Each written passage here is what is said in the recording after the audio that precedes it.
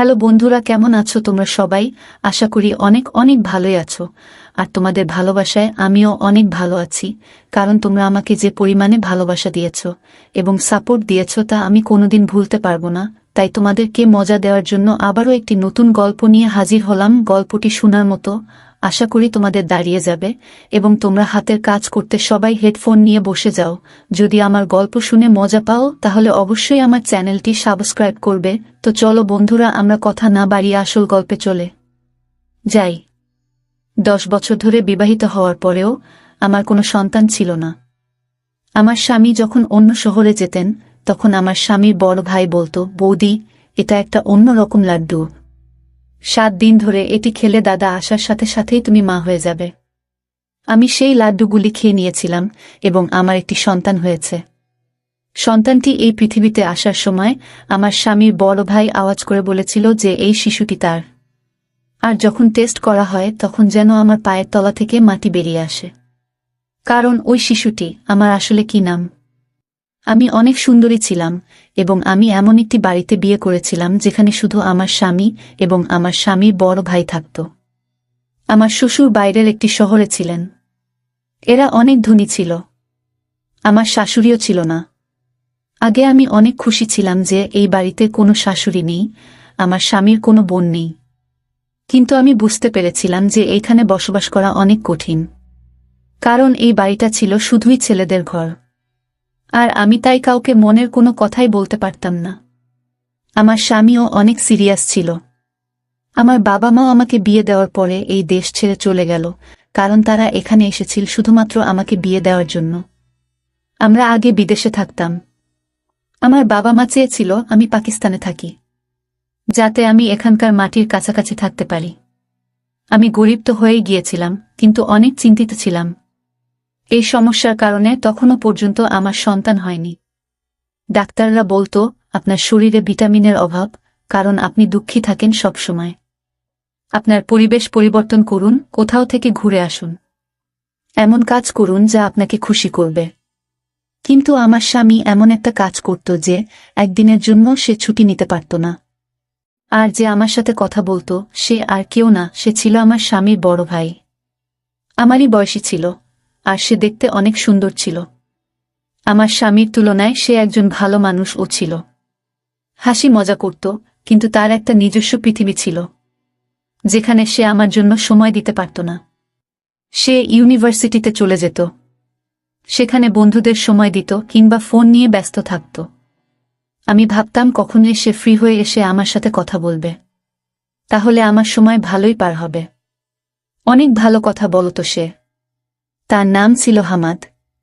মাঝে মাঝে আমরা ঠিক করতাম, সে কিছু খাবার নিয়ে এসে আমরা খেতাম, আমরা অনেক গল্প করতাম। এইভাবেই সময় ভালোই পার হয়ে যেত আমাদের। আমার স্বামীও এই ব্যাপারটা জানত। আমার স্বামী বলতো তার ভাইয়ের থেকে কিছুটা দূরে থাকতে। আমি বলেছিলাম যে সে তো অপরিচিত নয়, সে এই বাড়িতেই থাকে। আমি আমার স্বামীকে বলতাম যে আমি তার সাথে কথা বলি না, কিন্তু বাস্তবে আমরা একে অপরের সাথে কথা বলতাম এবং আমাদের জীবন এইভাবেই চলছিল। আমার বিয়ের পরে অনেক বছর পার হয়ে গেছে। 10 বছর হয়ে গেছে, কিন্তু আমার এখনো একটাও সন্তান হয়নি। কিন্তু ডাক্তার বলেছে আপনার বেশি একটা সমস্যা নেই, আপনার সন্তান হতে পারে। ডাক্তার আমাকে বললেন, আজই আপনার স্বামীর সাথে কথা বলুন, যাতে তিনি আপনার পরিবেশ পরিবর্তন করতে পারেন, আপনাকে একটি শান্তিপূর্ণ জায়গায় নিয়ে যান। কিন্তু যখন আমি আমার স্বামীকে এই কথাটি জানালাম, আমার স্বামী আমাকে একটি নতুন খবর শোনাল। সে বলল যে আমাকে কাজের জন্য অন্য শহরে যেতে হবে এবং আমি সেখানেই থাকব। 9 বা 10 মাসের জন্য হতে পারে। সে যখন এই কথা বলল, তারপরে আমি কি বলবো, কারণ এটাই ছিল আমার স্বামীর শেষ কথা। সে একবার যা বলে তো সেটাই করত। আমি বললাম, ঠিক আছে, আমি তোমার জিনিসপত্র প্যাক করে দিচ্ছি। আমার স্বামী শহরের বাইরে চলে গেলেন এবং তখন আমি বাড়িতে একা থাকতাম। কিন্তু তখনই আমার স্বামীর বড় ভাই আমাকে এমন কিছু বলেছিলেন যা আমাকে অবাক করেছিল। কিন্তু যাওয়ার সময় আমার স্বামী আমাকে বলে, আমি দোকানদারকে বাড়ির নম্বর দিয়েছি। তোমার যদি কোনো কিছুর প্রয়োজন হয় তবে দোকানে ফোন করে দিলে সেই জিনিসগুলো বাড়িতে পৌঁছে যাবে। আমি বললাম, জিনিস অর্ডার করার কি দরকার, হামাদ নিয়ে আসতে পারবে। তখন আমার স্বামী বলেছিলেন, তোমাকে তার কাছে কিছু চাইতে হবে না, এমনকি তার সাথে কথাও বলতে হবে না। সে তার কাজ করুক, তুমি নিজের কাজ করো। এমনকি ওর জন্য রান্না করারও দরকার নেই, ও বাইরে থেকে খাবে। আমি বললাম, তোমার কি হয়েছে? সে বলল, আমি তোমার স্বামী, আর তাই আমি যা বলছি তাই তোমাকে করতে হবে। আমি বললাম, কিছু কি হয়েছে? সে বলল, না তেমন কিছুই না, আমি শুধু তোমাকে বলে দিলাম যে ওর থেকে দূরে থাকবে। আমার এক কাকিমা বাইরে চলে গেছেন, যখন তিনি ফিরে আসবেন তখন তিনি তোমার সাথে থাকতে আসবেন। তোমার খেয়াল রাখবেন উনি, আর তোমার ভয় করবে না একটুও। আশ্চর্য ব্যাপার হলো, আমার স্বামী চলে যাওয়ার আগে আমার স্বামীর বড় ভাইয়ের সাথে দেখাও করেনি। হয়তো ভাইদের মধ্যে কিছু রাগের কারণ ছিল, কিন্তু এমন তো কখনো হয়নি, কারণ আমার স্বামীর বড় ভাই একদিন আমার জন্য একটি লাড্ডু নিয়ে এলো। সে বলল, তুমি যদি এটি খাও তাহলে দাদা এখানে ফিরে আসার সাথে সাথে তুমি মা হতে যাবে। যদিও আমি আমার স্বামীর বড় ভাইয়ের সাথে এইসব কথা আগে কখনো বলিনি, কিন্তু আমার স্বামীর বড় ভাই ছিল অন্য রকমের। আমরা একে অপরের সাথে বন্ধুর মতো কথা বলতাম। সে বলল, অনেক দিন হয়ে গেছে, দাদা বুঝতে পারছে না। সে তোমার চিকিৎসা করায় না, আর তোমাকে কোথাও নিয়েও যায় না। কিন্তু আমি এই বাড়িতে একটি সন্তান দেখতে চাই, যাতে তোমার মুখ থেকে কষ্টের ছাপ মুছে যায়। এই জন্যই আমি এই কুরআন পড়া লাড্ডু নিয়ে এসেছি। তোমাকে 7 দিন ধরে এটি খেতে হবে, তারপরে দাদা যখন আসবে তখন সুসংবাদ পাবে। আমি আমার স্বামীর বড় ভাইকে ধন্যবাদ জানিয়েছিলাম এবং তাকে বলেছিলাম যে সে সত্যই একজন ভালো মানুষ, যে এত চিন্তা করেছিল আমার জন্য। আমি বললাম তাকে, আল্লাহ তোমাকে একটা মিষ্টি সন্তান বানিয়ে দিক। আর আমি সেই লাড্ডুটি 7 দিন ধরে প্রতিদিন খেয়েছি, এই ভেবে যে একদিন সবকিছু ঠিক হয়ে যাবে। আমার স্বামীর বড় ভাই আমাকে প্রতিদিন গল্প বলতো যে এই লাড্ডু তো অমুকও খেয়েছিল। আমি যেখান থেকে এইগুলো নিয়ে এসেছি সেখানের অনেক নাম ডাক হয়েছে। মানুষ তাদের কাছে যায় এবং তাদের সমস্যার সমাধান করিয়ে ফিরে আসে। বৌদি, তোমার সমস্যারও সমাধান হবে। আমি প্রার্থনাও করেছি, কিন্তু আমার স্বামীর বড় ভাই আমাকে বলেছিল যে তোমার স্বামীকে এই বিষয়ে কিছুই জানাতে হবে না, কারণ সে এই ধরনের জিনিসে বিশ্বাস করে না। আর যদি দাদা জানতে পারে যে এই লাড্ডুগুলো আমি তোমাকে দিয়েছি, তাহলে আমাকে শেষ করে ফেলবে। আমি তাকে বললাম যে তোমাদের মধ্যে কি কোনো ঝগড়া চলছে? সে বলল, না, কোনো ঝগড়া নেই। দাদা যেখানে গেছে আমাকেও সেখানে সে পাঠাতে চেয়েছিল, কিন্তু আমি যাইনি। সেই জন্য আমার উপর রেগে আছে। আমি বললাম যে এত ছোট ব্যাপার। তোমার দাদা তো এমনভাবে রেগেছিল যেন তোমার সাথে তার কোনো সম্পর্ক সে রাখবে না। সে বলল, হ্যাঁ, ব্যাপার এইটুকুই যে সে সাথে সাথে রেগে যায়। কিন্তু সেই দিনগুলিতে আমি আমার স্বামী বড় ভাইয়ের মধ্যে আরও একটি জিনিস লক্ষ্য করেছি, যা সে আগে কখনো করত না, আর তা হল সে এখন অনেক রাতে বাড়িতে আসে। আমি একা ছিলাম, তাই আমি ওকে বললাম তাড়াতাড়ি আসতে। আমার মনটা কেমন একটা করে, আমি ভয় পেয়ে যাই। সে বলল, বৌদি, আমি তাড়াতাড়ি আসার চেষ্টা করি, কিন্তু কাজটাই এমন যে তোমার জন্য লাড্ডু নিয়ে তবেই তো বাড়ি আসি। তার জন্য আমাকে সেখানে বসতে হয়। 7 দিন ধরে আমি সেই লাড্ডু খেয়েছি, আর অজুহাত দেখিয়ে আমি আমার স্বামীকে এখানে ডেকে নিয়েছি। ওকে বললাম যে তুমি এখানে চলে এসো, তোমার সাথে আমার জরুরি কাজ আছে। আর আমার মনও ভালো নেই, কারণ আমি একা। স্বামী বলল, ঠিক আছে, তাহলে আমি তোমাকে আমার সাথে নিয়ে আসব, কারণ আমার এখানে অনেক কাজ আছে। আমি বললাম, হ্যাঁ, তুমি আসো, আমার তোমাকে দরকার। কিন্তু স্বামী যখন এলো, আমি অবাক হয়ে দেখলাম যে সে আমার স্বামীর বড় ভাইকে একবার আদর করে ধরেনি। সে এমনভাবে পাশ দিয়ে চলে গেল যেন সেখানে কেউ বসে নেই। আমি অনেক অবাক হয়েছিলাম, কারণ আমার স্বামী আসার আগে আমার স্বামীর বড় ভাই বলছিল যে দাদা এলে অবশ্যই আমাকে ক্ষমা করবেন এবং সবকিছু ঠিক হয়ে যাবে। কিন্তু আমার স্বামী তা করেননি। আমার স্বামী আমাকে তার সাথে অন্য শহরে নিয়ে যায় এবং আমি সেখানে থাকতে শুরু করি। এখানে আমি থাকতে থাকতে মাত্র 1 মাস হলো, আর জানতে পারলাম যে আমি মা হতে চলেছি। এটা যেন শেষ পর্যায়ে কোনো মানুষ জীবন ফিরে পাচ্ছে।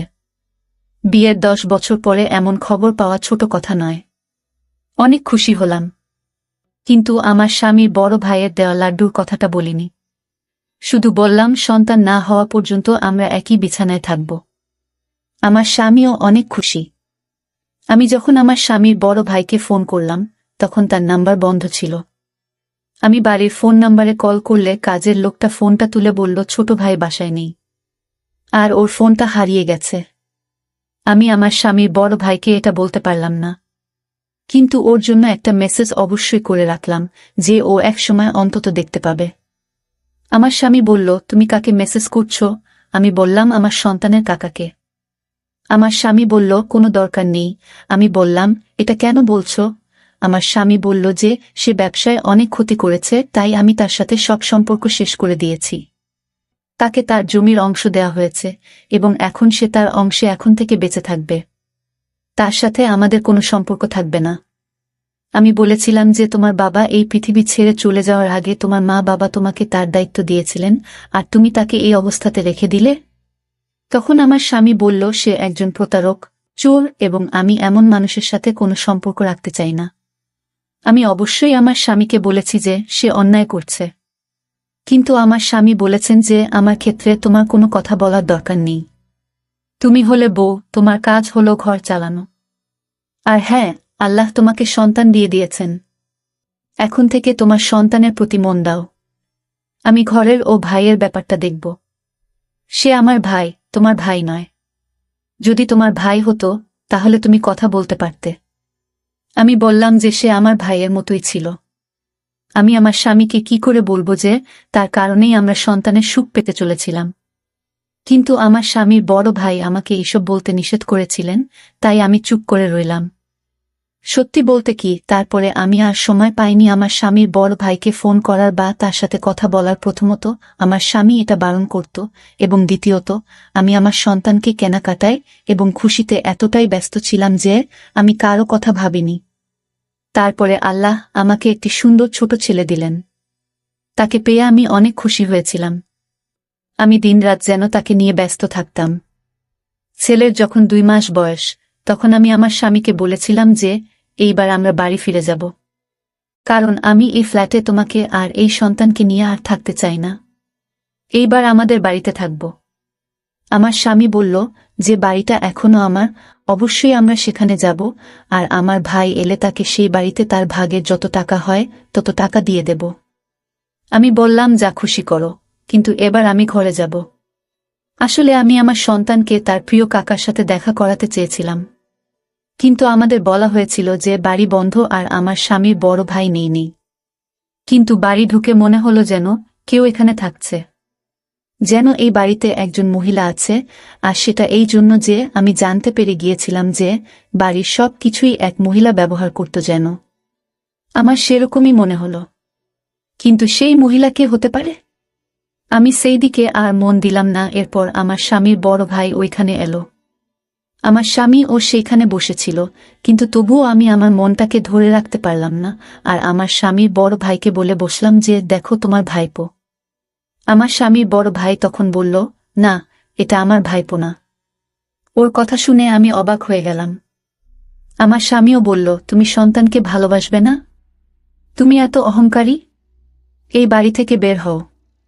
তখন আমার স্বামীর বড় ভাই বলল, আমি বললাম, এটা আমার ভাইপো নয়, কারণ সে ও আমার ছেলে। এটা শুনে আমার পায়ের নিচ থেকে মাটি সরে গেল, আর আমার স্বামীরও।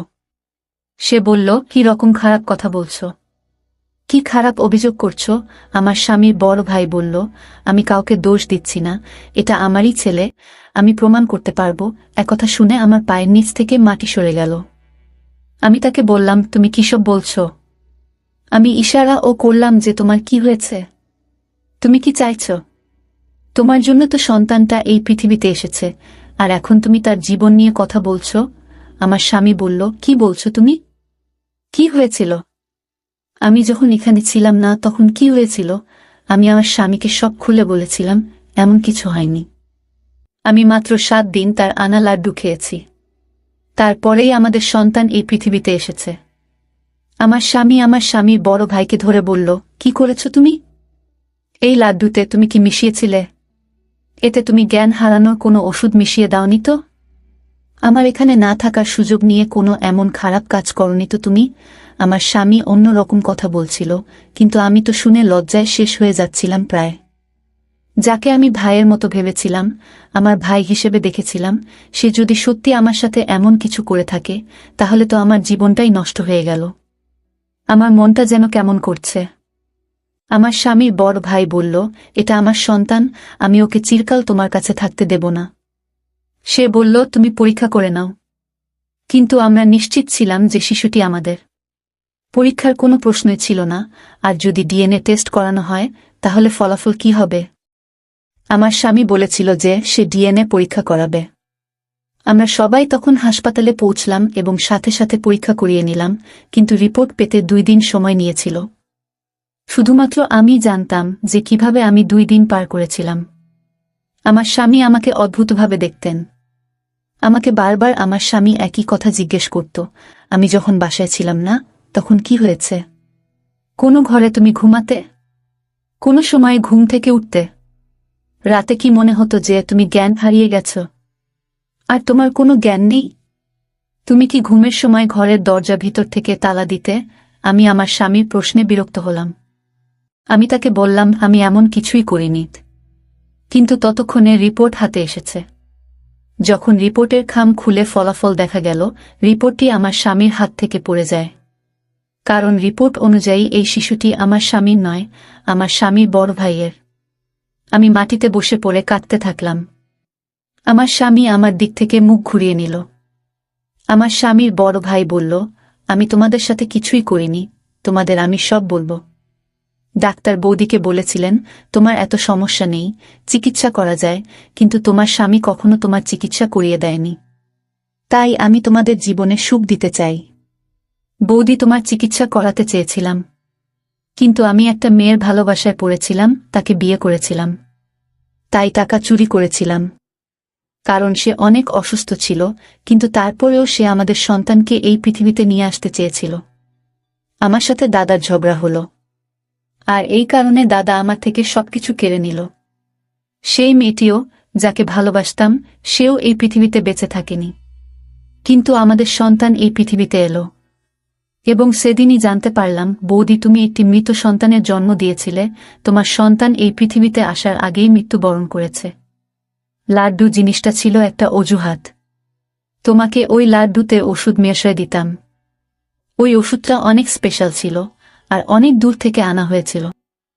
আর আমি নিশ্চিত ছিলাম এটা অবশ্যই একটা প্রভাব ফেলবে, আর সেটাই হয়েছে।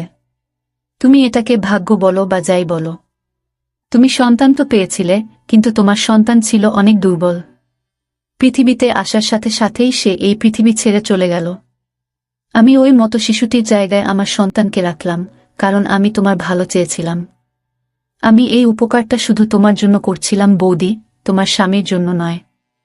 ঠিক তখন জানতে পারলাম যে তোমার স্বামী আমার প্রতি কোনো উপকার তো করেইনি, তার উপর আমাকে সম্পত্তি থেকে সম্পূর্ণভাবে বের করে দিয়েছে। তাই প্রতিশোধে শেষ হয়ে যাচ্ছে, আমি তোমার কাছ থেকে আমার সন্তানকে কেড়ে নিতে এসেছি। আমি আমার সন্তানকে ছাড়া বাঁচতে পারবো না, কারণ এখন আমার সবই আছে। তোমার স্বামী তার নিজের নামে সব নিয়ে নিয়েছে। আমার স্বামীর বড় ভাইয়ের চোখে পানি ছিল, সে অনেক কাঁদছিল। আমি তাকে বললাম যে আমিও একে ছাড়া বাঁচতে পারবো না। আমি আমার স্বামীর বড় ভাইয়ের পায়ের কাছে বসলাম এবং তাকে বললাম যে তুমি সবসময় আমাকে সাহায্য করেছ। এই শিশুটিকে আমাকে দাও, আমি তাকে আমার সন্তান মনে করেছি। আমি তাকে 3 মাস ধরে মানুষ করছি। তুমি আমার অনেক উপকার করেছ। আমি যদি জানতে পারতাম যে আমার সন্তান পৃথিবী ছেড়ে চলে গেছে, আমার কোল খালি থাকলে আমি ঘটনাস্থলেই শেষ হয়ে যেতাম। তার এই পৃথিবী ছেড়ে চলে যাওয়াতে আজও আমি দুঃখিত, কিন্তু এই সন্তানটা আমার হাতে আছে। তাই আমি বেঁচে থাকার কথা ভাবছি।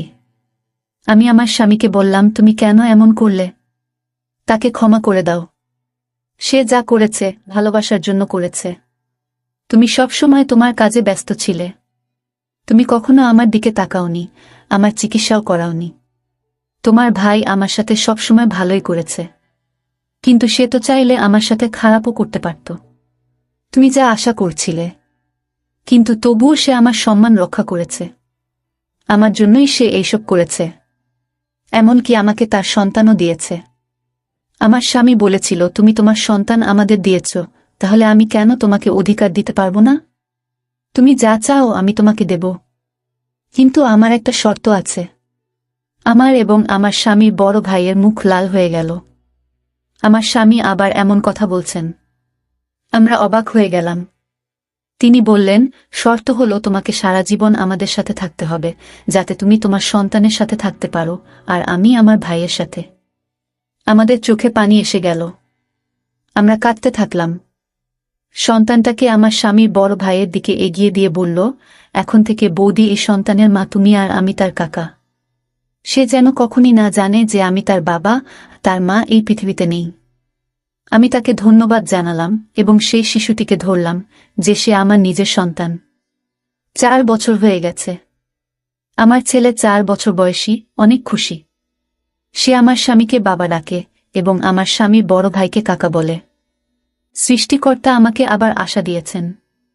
আমি অনেক খুশি এবং আমাদের জীবনে অনেক ভালো খবর এসেছে যে আমরা আজ সন্ধ্যায় আমার স্বামীর বড় ভাইয়ের জন্য মেয়ে দেখতে যাচ্ছি।